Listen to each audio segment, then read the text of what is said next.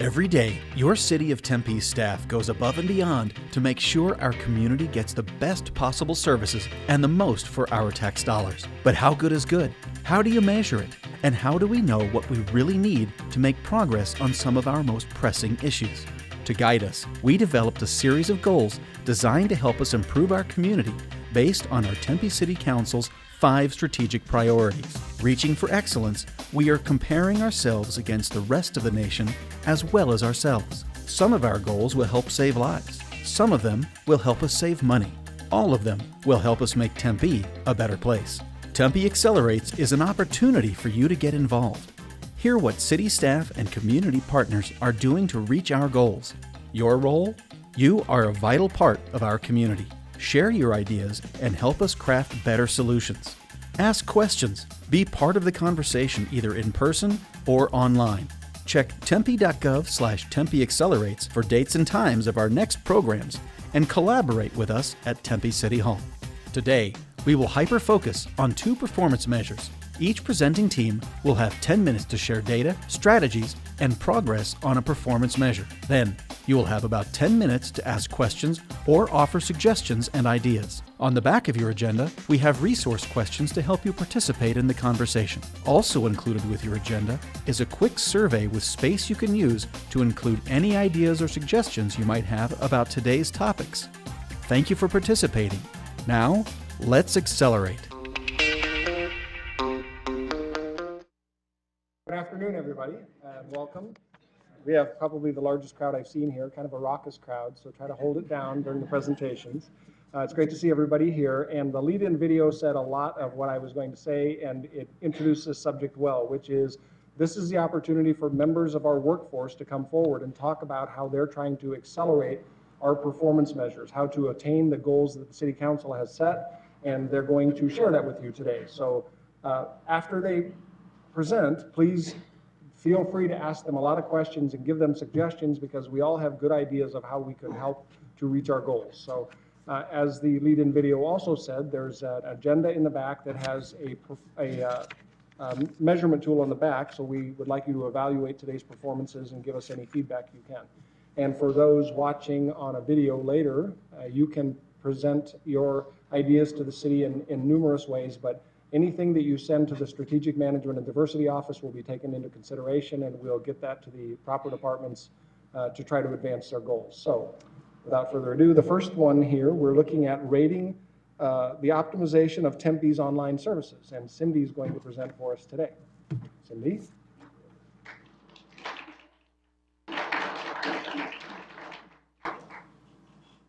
You can give me suggestions at the end, but no questions.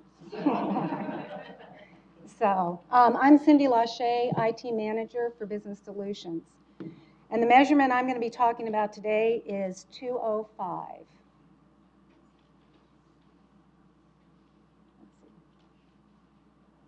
Okay, did I turn it off? Because I'm IT. Greg? Okay, thank you. Sorry. Okay, so this measurement falls under Council Priority 2, which is strong community connections. And the measure itself says that we will achieve 90% rating for Tempe's online services of very satisfied or satisfied for ease of use and needs met in the customer experience survey and the community survey. So one of the things I wanted to clarify is we have another performance measure as well, is performance measure 204. That measure deals with the quality of the city website. I wanted to make that distinction between this one, where we're talking about the level of satisfaction with online services. So with that said, what do we mean by online services? So that is the ability to request a service or an action online. So it could be anything from making a payment, to enrolling in a class, to reserving a ramada, to being able to look up your account status, etc. So you're engaged, you're able to get information back, there's something that happens. So why does this measure matter? Well, it matters because at the City of Tempe, we want to ensure that a customer out there has a good experience, that it's intuitive and easy to use. So that helps us with our Tempe image, our branding, and who we are at Tempe. It also allows for immediate service online for customers out there so they can get engaged, and it's available 24/7. So if the customer is able to take care of their needs and not engage with city staff, that's efficiencies gained for both them and for the customer. So that's what we're trying to achieve. So we do have some history on the measure and where we've come from for the last 3 years. So we are trending up just slightly, but that's the way we want to go. So we've asked this question the last 3 years on the surveys. So we have moved a whopping from 69.2 up to 70.3. So like I said, at least we're trending in the right direction. So why did we pick 90%? Well, it's an A, and who doesn't want to get an A, right? So we also feel this is achievable. Some of the performance measures are pretty lofty, but this one we think is very achievable given enough time. And we've given ourselves 6 years to try to achieve that goal of 90% or better. So we're looking at a 2025 date. So what are some of our challenges with this? Well, there's a lot of complexity involved because there's a lot of different service points out there. The business units out there and the departments are constantly evolving their services and putting them out there. They're developing them, making them better. So we're constantly updating software or putting out new information and stuff. So it's constantly a moving target. And that's where we like to partner with our different departments and business units to ensure that we do it as efficiently as possible. So yeah, there's a lot involved. So what are some of our strategies for improving this? Well, one of the first things that we're working on right now is an online payment portal. We're in the very early stages of this implementation. So what we're trying to do is achieve a payment process that is a single shopping cart experience. So for example, if somebody wants to go online and pay a utility bill and maybe also enroll in a class and pay for that, that both those transactions will end up in a single shopping cart. And so then they make one payment for that, so they don't have to make two payments. They can make a single payment out there. So like I said, we're in the very early stages of this implementation. And our focus on that right now is we're working with the Kids Zone program. They'll be one of our first implementers, as well as our utility billing system and our court system. So that's our focus for the first rollout of this payment processing. And once again, we're in the early stages, so you'll be hearing more and more about this. The other thing we want to do to improve is we'd like to be able to put a real-time feedback feature on. So after somebody's gone through a process, made a payment, enrolled in a class, that it would pop up and just say, so how was your experience? And can you provide some feedback for us? So we start to gather that data as well.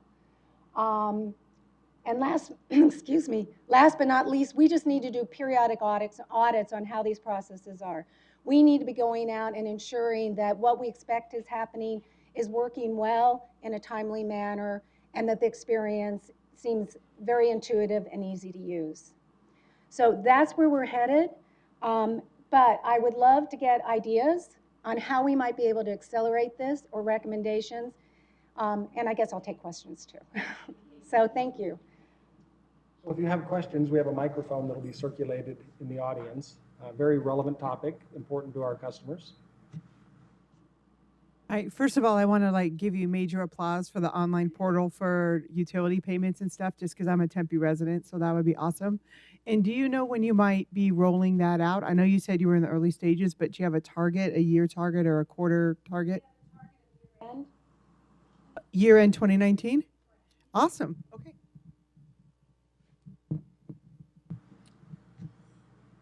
No ideas how we can improve? A lot of these things we're working on, we're assuming we, as Tempe, know what the residents think is good and bad. Has there been any outreach to figure out what the residents would like so we could be moving to the target of good to get higher scores? That's a good idea, some kind of marketing campaign out there. That or some sort of focus group surveys, because they could say it's good or bad, but we don't know what good is in their mind until we ask them. Can I ask you to do that? I think that's a great idea, Evan. So, no, and there actually has been, there has been more conversations with community relations and the PIOs about more engagement with the citizens out there that's two-way. And so that would give us that opportunity as well. Yes. Okay, since I'm the PIO in the room for this, we're actually going to be doing some focus groups for our website. So I'm thinking perhaps there's a chance to get a twofer. So we can get the feedback on our website and then also ask questions about utility bill pay and all that kind of stuff at the same time. So we're in the early stages of planning those, but I'll bring that back to my team that we should have that as part of our web focus groups.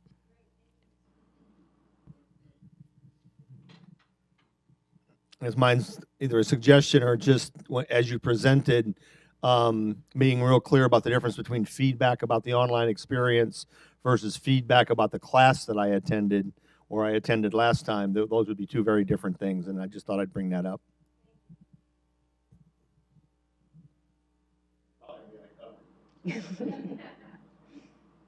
Other comments, questions, suggestions?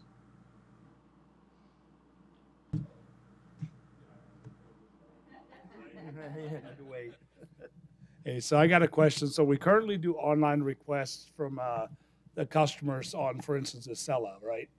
And is there any way that we can make sure that the information that's needed, that the customer cannot put bogus information in there, and the other one that's accurate information?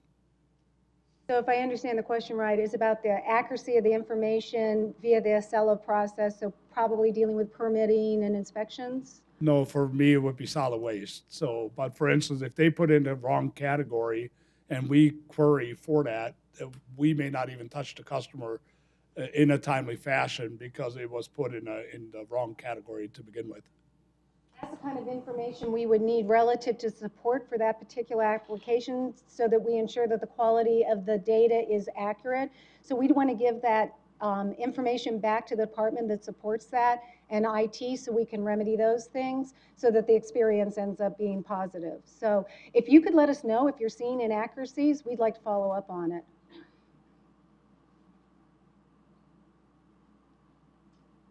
Last chance at Cindy here. Like you're off the hook. Great, thank Cindy. you.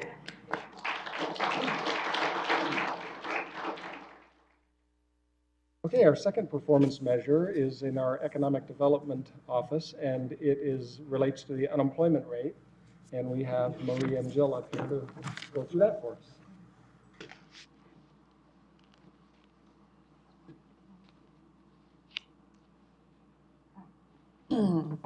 Good afternoon, everyone. My name is Maria Lochner, and this is Jill Bushbacher, and we work in the Economic Development Department. Today, we wanted to talk to you a little bit about Tempe's unemployment rate. The unemployment rate is the performance measure for Council's strategic priority number 5, which is financial stability and vitality. Did I do it? It's a very exciting slide, the next one. As soon as it comes up. There we go. All right, so we thought it might be a useful point to talk about how unemployment gets measured. The unemployment rate is really the measure of those people that are actively looking for jobs and are ready to work but do not have jobs. So it does not measure anybody who doesn't have a job, just the people that are looking for jobs. So I think that's an important distinction. The unemployment rate is an important factor for the overall economy because it's an indicator of economic health. You know, they say so if there's high unemployment, you have an inefficient economy. And if the economy is inefficient and people don't have jobs, then of course you have workers that don't have income, businesses that are losing productivity, and consumer spending levels that are lower. So overall, employment is important, and that's why we want to track it. Oops, wrong one. This way. There we go. So the good news is, yay, we need a drum roll or something. In Tempe right now, the unemployment rate is 3.1%, which is very, very good, if you didn't know that. It's very good. We have some baseline data that we're going to talk about and we're going to talk about how we're going to change it a little bit, and I'll give reasons as to that. But this initial data is 3.1, and it indicates where we said we wanted to be and where we ended up. So the original performance measure that we used was looking at Tempe as it compares to other similar towns, so college towns of similar sizes. We found a group of them around the country, such as Irvine, California, or Cambridge, Massachusetts, or Ann Arbor, Michigan, and said, we're all very similar. Let's see how we compare. And as you can see in the chart, we're like middle of the pack. All those cities are doing pretty good. We are looking to change this, however, to a different measure that I will give data for a little bit later, primarily because employment and unemployment are very regional in their base. So, what happens in Tempe or what happens, in Phoenix, in Arizona, is different from what might be happening in Provo, Utah, or Durham, North Carolina. So, if you have something that happens there that impacts them, it may not. We may be having the opposite thing happening here. So that's why we wanted to change our rate. Before we get to that, though, and I give you that data, I thought we could talk a little bit about what causes unemployment. As we said, unemployment is a highly macroeconomic, global in nature. We all know about what Brexit did to the stock market, for example, and how NAFTA and trade deals are causing problems throughout the country, and people have lost jobs because of that, or maybe others that have gained jobs because of that. There are also national and regional events, such as weather is a very big one that we hear about that affects, GDP and employment, as well as regional things such as when they passed the legislature passed the Senate Bill 1070 a few years back and how that impacted Arizona. There are other things such as technology and automation, and then on the flip side to that is the education and training that impacts employment. So when you have large layoffs due to technology or automation of processes, it's important to have the flip side, which is the ability to get retraining and skills retraining and placement to help those displaced workers find new careers. So all of these things impact unemployment. So overall, why does the measure matter? I know I've already said it, but I want to reiterate it because it's important. A strong workforce equals financial stability equals a strong community. So when you have an employed citizenry, or our residents are employed, you have spending money. There's an improved quality of life, right? Your businesses are strong and productive. All of this matters. So a strong workforce is really important to keeping our community strong. And new job creation and capital investment help to build a strong workforce. So here's the data for the region. And what we did is take a look at data over a period of time. So the blue line represents 2012, and the yellow line represents 2018. You can see we have a very nice trend, right? For all the cities, it's trending down in a very nice, steady pace. And then there's that 3.1 that we are currently at. And I'd say here also we're middle of the pack. So I'd say we're doing pretty good. The performance target that we're looking at is to judge ourselves based against the Phoenix MSA. So what is the average for the metropolitan area? And can we be at or below that number? So the Phoenix MSA right now is 3.9, so we're at 3.1, so that's pretty good.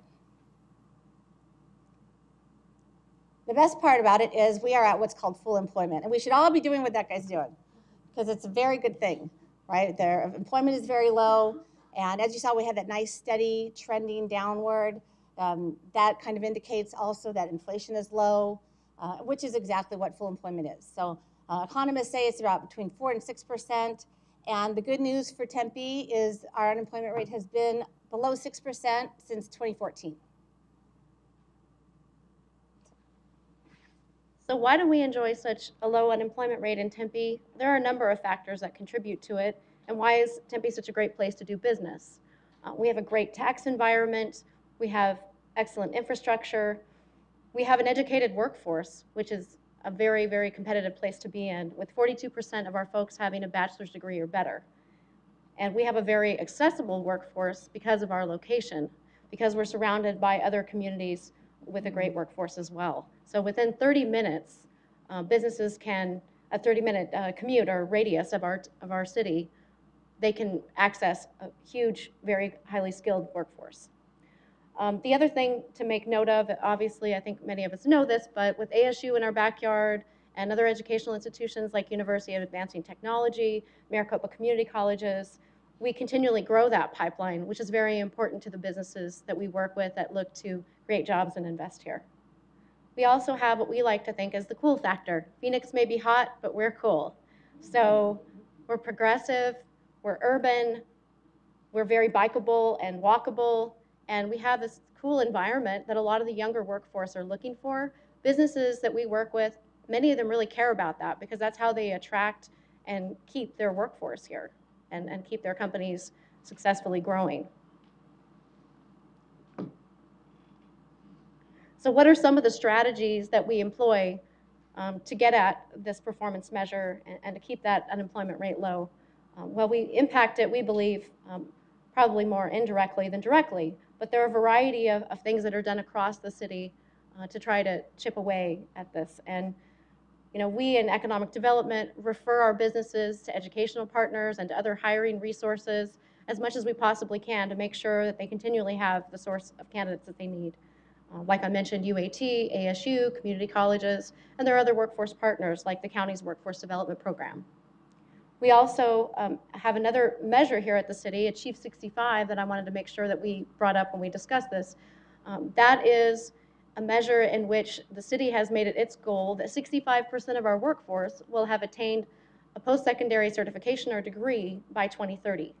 And so why is this important? That's important, obviously, because we need a skilled workforce now and into the future, and the more educated folks are, the better chances of them getting gainful employment here in our community or in surrounding communities.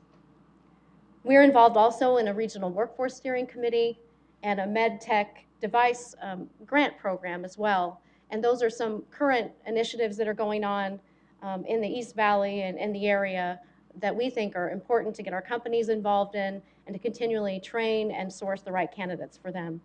The Career Readiness Program is something we're very excited to be involved in as well. It's a partnership with Tempe Union High School District, with Tempe Chamber, and with our folks in Human Services as well. We work together on this. Through the generosity of the Innovation Fund grant that the City Council provided, we'll be training about 20 high school seniors and juniors this summer, the following summer, and then we have some sustainable funding through a grant that the Chamber recently received. So we're very excited to be launching that, and Tempe businesses will benefit from that.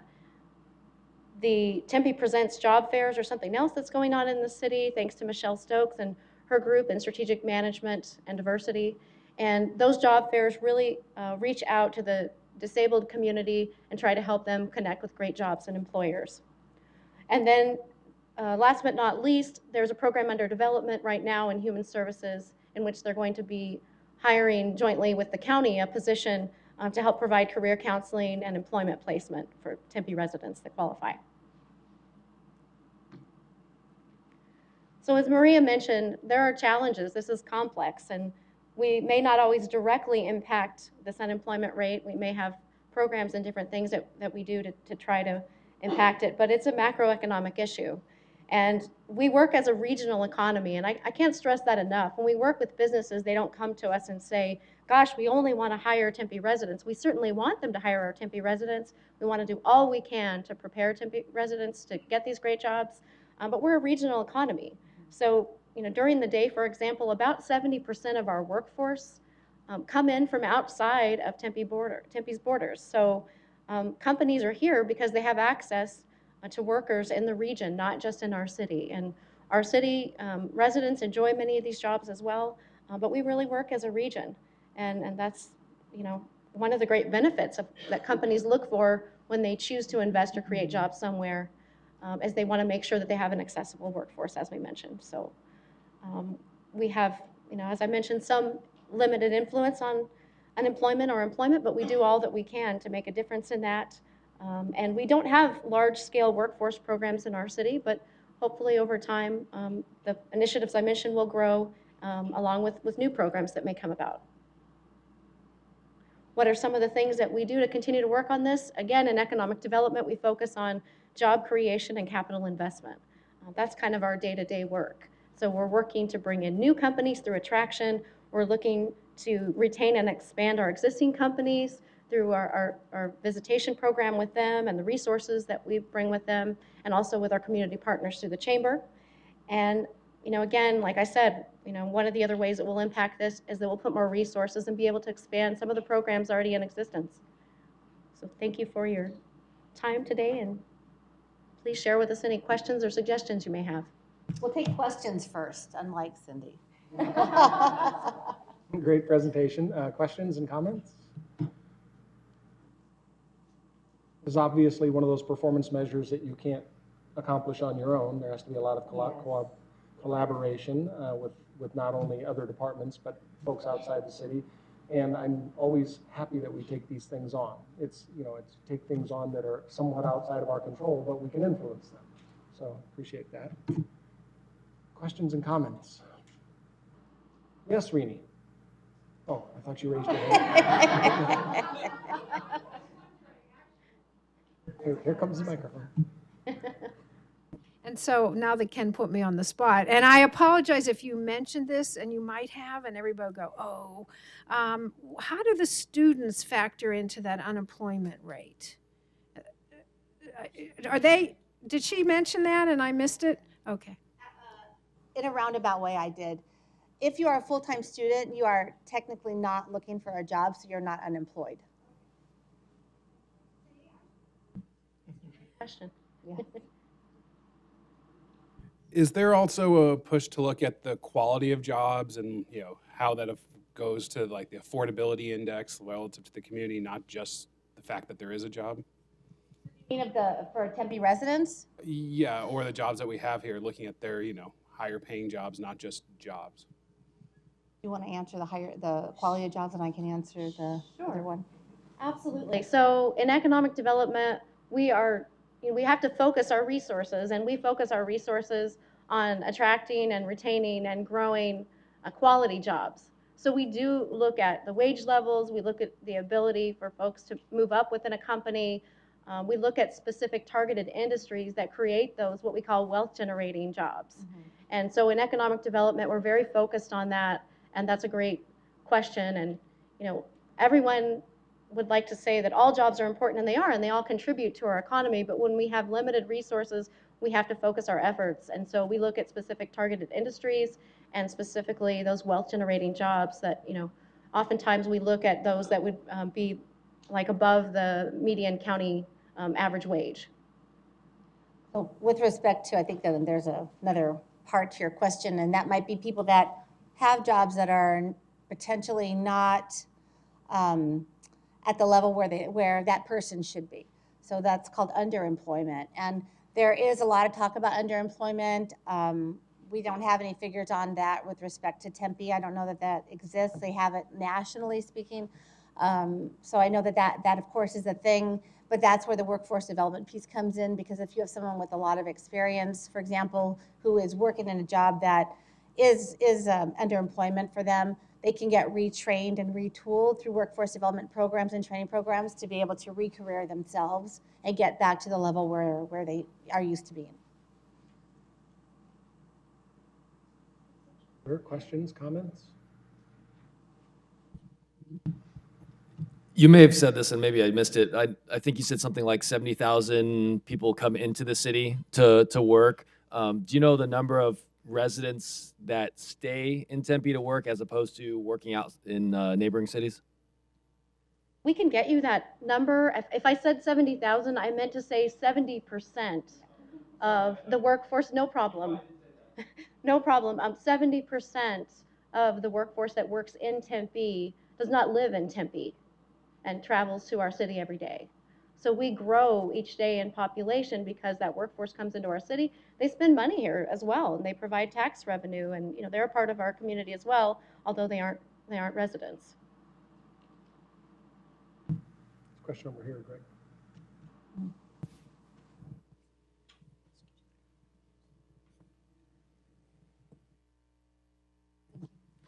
So when we're looking at the 3.1% in efforts to, either decrease that or start to see or continue to see a decline. As part of that strategy to build bigger partnerships with neighboring cities, if 70% are coming into work in Tempe, and the whole goal is to make sure that City of Tempe folks are employed, is part of that strategy to build better partnerships with cities that might have open employment, or how do you start to see more of a decline or reach some of the other percentages? Does that make sense? Are you saying that we get fewer people coming into our city to work from elsewhere? No, what I'm asking is if you're going to see any kind of impact or improvement continued with the 3.1%, maybe go down to 2.8 like Gilbert or Chandler or some of the other cities, are some of the strategies to continue to see the unemployment rate decrease to build partnerships? If we have that large coming into Tempe, being 70%, is the answer to continue to decrease unemployment partnerships with other cities? Is that, I would say we work regionally through GPEC and Arizona Commerce Authority, and we work with other cities in economic development efforts. But at 3.1% unemployment, it is very challenging to lower that rate. And it's a very, very desirable rate as it stands. So partnering with other cities, I don't know that would be the strategy. I think maybe one of the things that working with other departments, like what Human Services is looking to do or exploring to do, creating partnerships with Maricopa County, for example, to see how we can work directly with people that are unemployed and helping get them into jobs. When I say we, in this case, I'm saying the city. That might be a better strategy. There are a lot of things like that maybe that can be done, but there aren't really a lot of people left to work with, because unemployment is so low. so maybe then the question is, if we've reached that 3.1%, which is the performance measure and the goal, then what would the new goal be to have any kind of improvement or impact then? Question. How we're planning our goals for this, it's going to change every year depending on what the Phoenix MSA goal is, or not the goal, what they hit the year before. So using these numbers, this is really from November. We are changing the measure to use the regional instead of those college towns. So this is still based off the college towns. And so we would be looking at what the Phoenix MSA was. It was 3.9. So our goal for next year will be 3.9. And that's how we'll do it going forward. Try to be better than the Phoenix MSA. Here's one. You said that we're basically importing 70% of the workforce. What are the other college towns? Are they at 70% or are they closer to? Yeah, so when we changed the consideration almost immediately, and so we haven't looked at any other college towns, we're just looking at the region. I think the other comment I'd make on that for people to keep in mind is that doesn't mean Tempe residents don't have wonderful jobs in our region.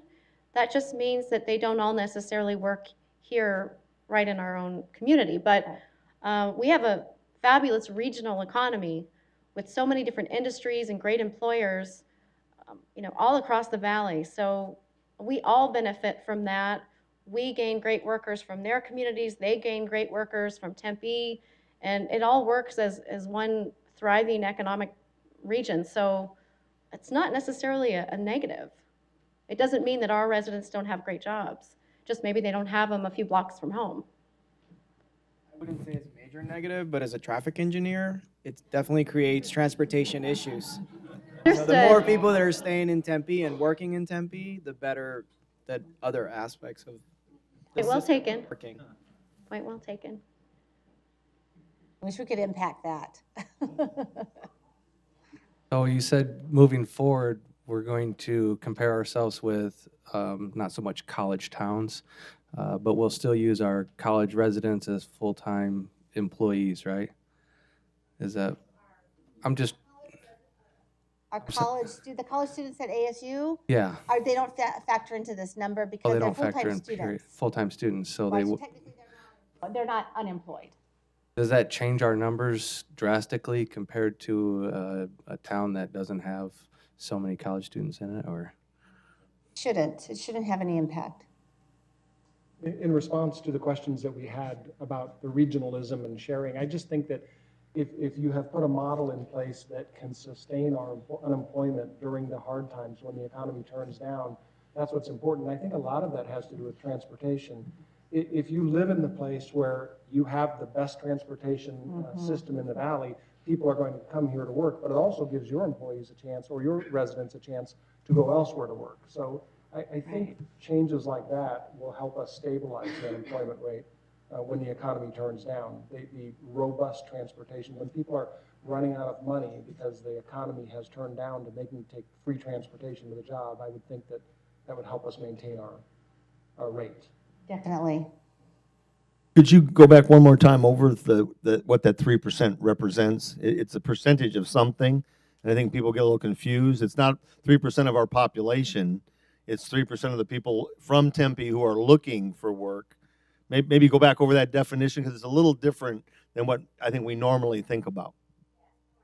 So again, unemployment looks at the number of people that are looking for jobs but cannot find a job. So 3.1% in this respect counts the number of people who live in Tempe who want to have a job but do not have a job. Whether or not it's in Tempe, that doesn't matter. It's that they are employed. So people coming in aren't part of the No. So that 70% doesn't even No. factor into that value or score, right? Correct. Okay. The Phoenix MSA. Right. What about people who don't want to be working but are working?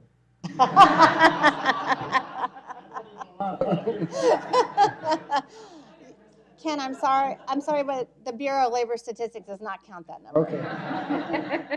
But you can. Other questions? Well, thank you for a great presentation. Thank you. Thank you.